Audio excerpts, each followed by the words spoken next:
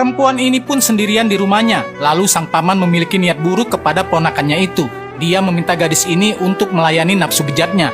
Walaupun Lynette berusaha melawan, tapi pamannya itu mengancamnya dengan pisau. Setelah mengalami pelecehan dari pamannya, Lynette berusaha memberanikan diri untuk menceritakan hal itu kepada bibinya. Namun dia justru disiksa karena bibinya menganggap Lynette berbohong. Sejak saat itulah Lynette pun dikirim ke kota Gwenzon.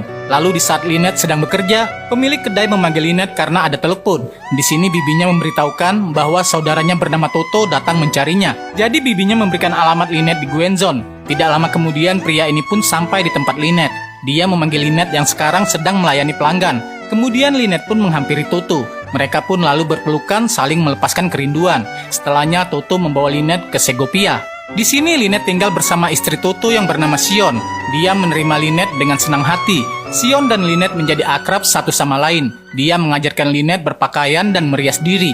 Karena rumah yang mereka tinggali itu terbilang kecil, Lynette pun sering mendengarkan suara-suara mendesah ketika pasangan itu sedang menggarap sawah. Tidak pelak, Lynette yang kini berumur 20 tahun pun terpancing naluri kewanitaannya. Sampai di suatu malam, Lynette yang penasaran memanjat dinding kamar itu untuk mengintip mereka.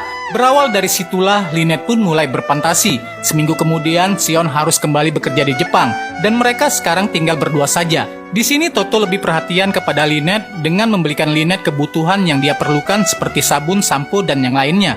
Hubungan Lynette dengan kakak sepupunya itu semakin dekat dan akrab. Bahkan dia berani untuk mengecup Toto yang membuat Toto bingung. Malam harinya, Lynette pun meminta Toto untuk melakukan apa yang dia lakukan pada istrinya, sehingga terjadilah pergaulan bebas di antara mereka. Karena sudah sering melakukannya, Toto pun kini menganggap Lynette sebagai istrinya. Terutama karena Sion, istri Toto, kontrak kerjanya di Jepang diperpanjang. Dengan begitu, Lynette dan Toto lebih bebas melakukan apapun setiap harinya. Lynette dan Toto hidup bahagia seperti layaknya pasangan suami istri yang dimabuk cinta. Nah, akibat perbuatan dosa itu, mereka pun menuai hasilnya. Ketika mereka sedang makan, Lynette mengalami mual, yang artinya saat ini di dalam rahim Lynette ada benih kakak sepupunya itu.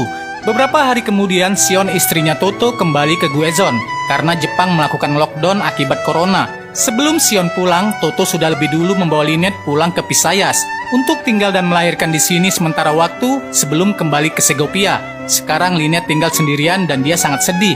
Sampai Lynette pun akhirnya melahirkan anak itu tanpa ada suami yang mendampinginya.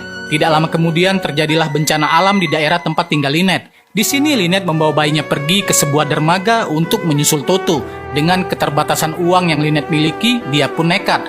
Melihat antrian orang yang akan menaiki kapal diharuskan membeli tiket, Lynette pun menerobos masuk ke dalam kapal yang membuat antrian para penumpang pun protes. Tidak lama kemudian kapal itu berangkat mengarungi